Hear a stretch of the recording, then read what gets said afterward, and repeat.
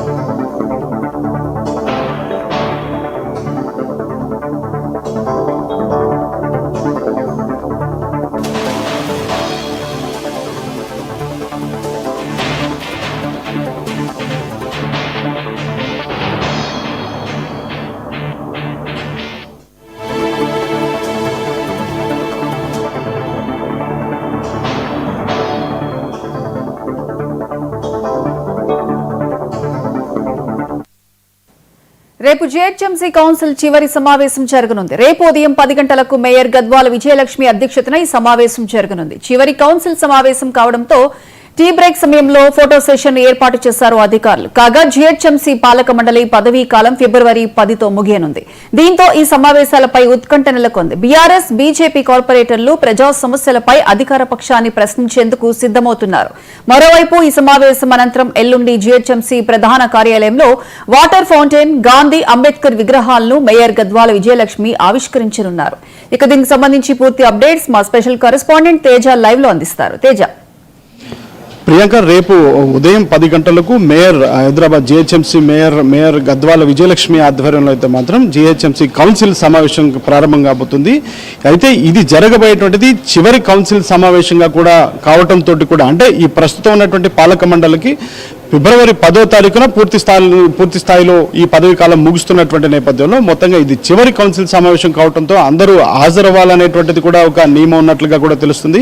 At the same time, అంటే కాంగ్రెస్ పార్టీకి సంబంధించి కాంగ్రెస్ పార్టీ అధికారంలోకి వచ్చిన తర్వాత ఏ విధమైనటువంటి అభివృద్ధి హైదరాబాద్కి చేశారు అనేటువంటి అంశాలు ప్రస్తావించడానికి కాంగ్రెస్ పార్టీ సిద్ధమవుతుంటే, బీఆర్ఎస్, బీజేపీ ప్రతిపక్షాలు మాత్రం కాంగ్రెస్ పార్టీ అధికారంలోకి వచ్చిన తర్వాత ఏ విధంగా హైదరాబాద్ నగర అభివృద్ధి అనేటువంటిది కుంటుపడింది, ఏ విధంగా ఇబ్బంది జరిగింది, అడుగడుగునా కూడా అది వర్షాలు వచ్చినటువంటి మొన్న గతంలో వర్షాలు వచ్చినటువంటి నేపథ్యంలో తీవ్రంగా ఎన్ని లోతట్టు ప్రాంతాలన్నీ కూడా ఏ విధంగా నష్టపోయాయి, రోడ్లన్నీ కూడా ఎంత పేలవంగా ఉన్నాయి అనేటువంటి అంశాలన్నీ కూడా ప్రస్తావించాలి.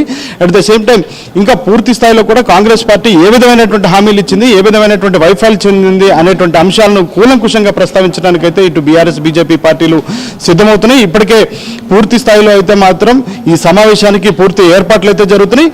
రేపు ఉదయం 10 గంటలకు మేయర్ గద్వాల విజయలక్ష్మి ఆధ్వర్యంలో మొత్తంగా ఈ సమావేశం అయితే చివరి కౌన్సిల్ సమావేశం ప్రారంభం కాబోతున్నట్లుగానే మనం చెప్పాలి. ప్రియాంక, అయితే బీఆర్ఎస్ కావచ్చు, బీజేపీ కావచ్చు, ఇటు ప్రస్తుత ప్రభుత్వ పాలనకు సంబంధించి ఏ విధంగా సిద్ధంగా ఉంది, ఎటువంటి ప్రశ్నలు సంధించనుంది?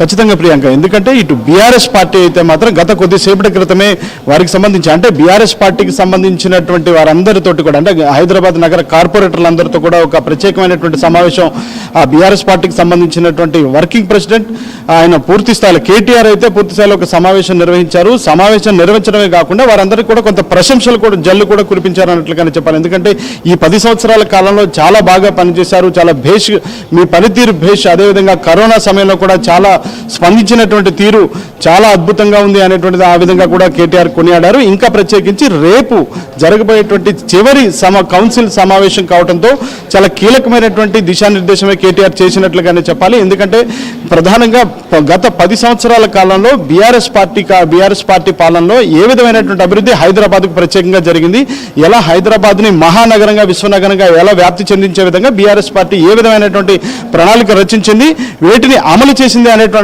చేసింది అనేటువంటి అంశాలను కూలంకుషంగా ప్రస్తావించాలనేటువంటిది అయితే మాత్రం బీఆర్ఎస్ పార్టీ కార్పొరేటర్లకు కేటీఆర్ దిశానిర్దేశం చేశారు. ఇంకా ప్రత్యేకించి కాంగ్రెస్ పార్టీ వల్ల అడుగడుగునా కూడా హైదరాబాద్ అభివృద్ధి ఏ విధంగా కుంటుపడింది, ఏ విధంగా కూడా ఇక్కడికి వచ్చేటువంటి కంపెనీలన్నీ కూడా ఏ విధంగా తిరిగి వెళ్ళిపోయాయి, ఇలాంటి ప్రతి అంశాన్ని కూడా చాలా కూలంకుషంగా ఇటు రోడ్ల వ్యవహారంలో కావచ్చు, డ్రైనేజీ వ్యవస్థకు సంబంధించిన అంశాల్లో కావచ్చు, త్రాగునీరుకు సంబంధించినటువంటి అంశాలు కావచ్చు, లేదంటే పవర్ సప్లైకి సంబంధించినటువంటి అంశాలు కావచ్చు, వీటన్నిటి కూడా కూలంకుషంగా ప్రస్తావించాలి, ప్రభుత్వాన్ని నిలదీయాలి అనేటువంటి విధంగా కూడా కేటీఆర్ చేసినటువంటి నేపథ్యంలో అయితే మాత్రం రేపు బీఆర్ఎస్ బీజేపీ పార్టీలు ఈ ప్రతిపక్ష పార్టీలు అయితే మాత్రం కాంగ్రెస్ పార్టీ పైన ప్రశ్నల వర్షం కురిపించడానికి సిద్ధమవుతున్నాయి అన్నట్లుగానే మనం చెప్పాలి ప్రియాంక. Thank you.